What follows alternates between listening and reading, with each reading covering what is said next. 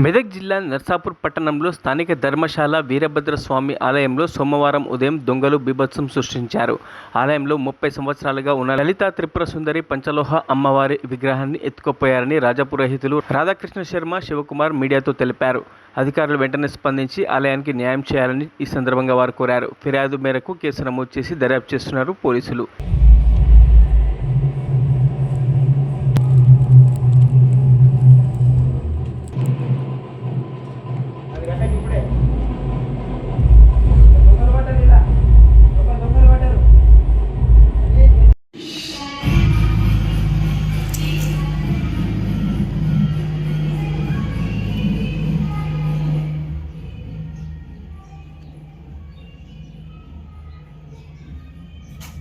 అయ్యో దీపం ప్రమీద కూడా ఎత్తుకపోయినాబా, దీపంది కూడా ఎత్తుకపోయినాడు.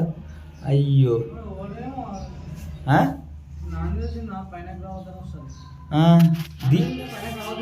అదే అదే అదే దీపం ముట్టించేది కూడా ఎత్తుకపోయిండు. అమ్మవారు